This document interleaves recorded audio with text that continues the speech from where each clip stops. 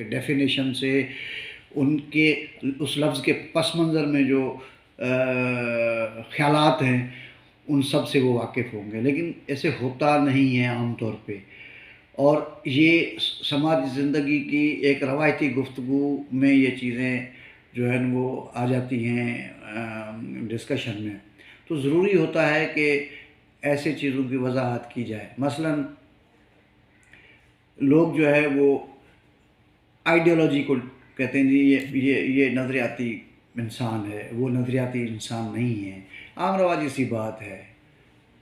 نہیں پتہ ہوتا کہ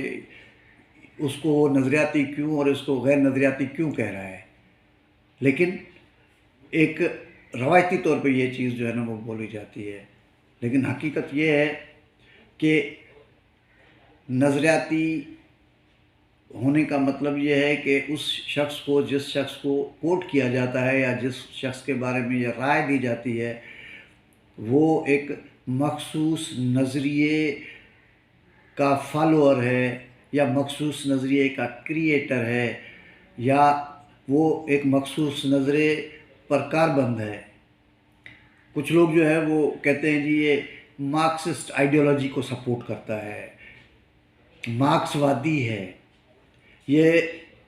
مارکس کے فکر و فلسفے کی حمایت کرتا ہے یا سمجھتا ہے۔ تو اس کا مطلب یہ ہوا کہ مارکسزم کے جو نظریات ہیں ان نظریات کو وہ سمجھتا ہے، وہ یہ سمجھتا ہے کہ مارکس نے جدلیاتی مادیت پہ بات کی ہے اور لکھا ہے، مارکس نے تاریخی مادیت پہ لکھا ہے، مارکس نے کیپیٹل لکھا ہے، مارکس نے کمیونزم کے نظریات کو دریافت کیا ہے، مارکس نے سوشلسٹ معیشت اور اس سے منسلک چیزوں پہ بات کی ہے، اور یہ مختلف جو اس کی سوچ کی جو اکٹھ ہے یا اس کی کتابوں کی جو اکٹھ ہے یا اس کی جو تھاٹس کی جو اکٹھ ہے وہ مارکسزم بن گئی۔ اسی طریقے سے جو ہے کیپیٹلزم کے حوالے سے بات ہوتی ہے کہ جی یہ کیپیٹلسٹ نظریات کو سپورٹ کرتا ہے، یہ تو اس کا مطلب کیا ہوا؟ یا وہ کیپیٹلسٹ نظریات کا حامی ہے، یا وہ کیپیٹلسٹ نظریات کا مفکر ہے، یا وہ کیپیٹلسٹ نظریات کا فالوور ہے، تو اس کا مطلب کیا ہوا؟ اس کا مطلب یہ ہوا کہ وہ کیپیٹلزم کے ساری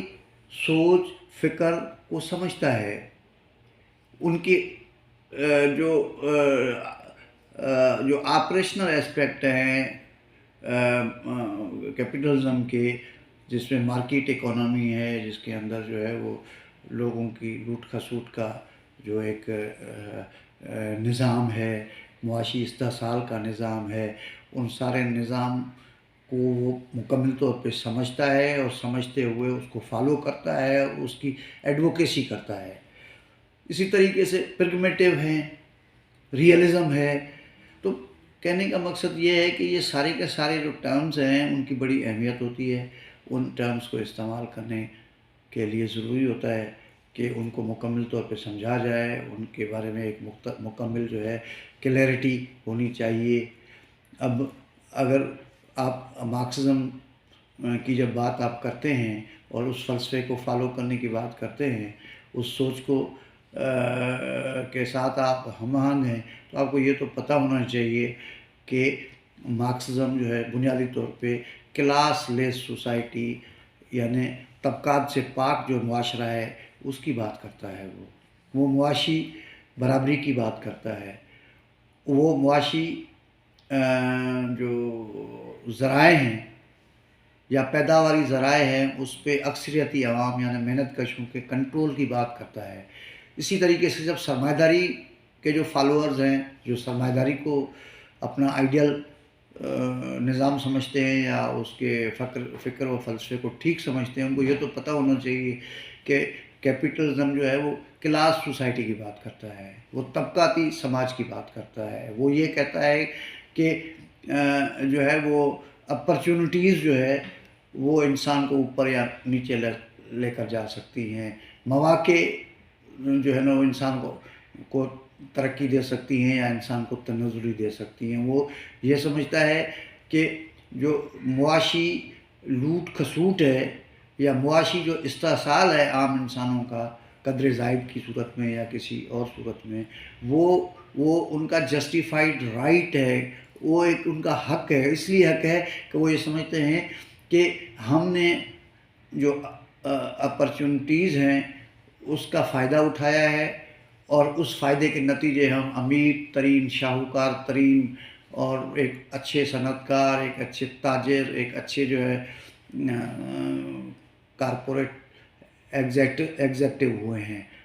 हालांकि इस तरह है नहीं, लेकिन उनके ख़यालात ऐसे ही हैं। अपॉर्चुनिटीज़ तो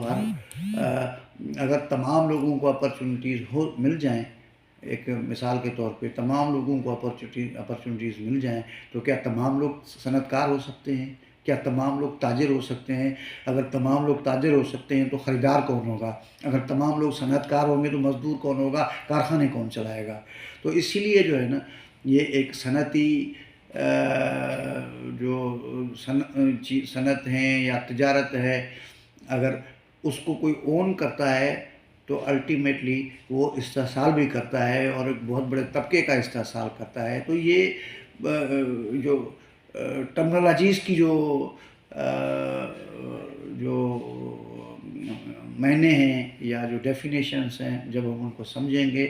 तो नज़रियात को भी समझेंगे, सियासत को भी समझेंगे, उस मईशत को भी समझेंगे, तबक़ात को भी समझेंगे और गैर तबक़ाती समाज को भी समझेंगे, तबक़ाती समाज को भी समझेंगे। बहुत शुक्रिया।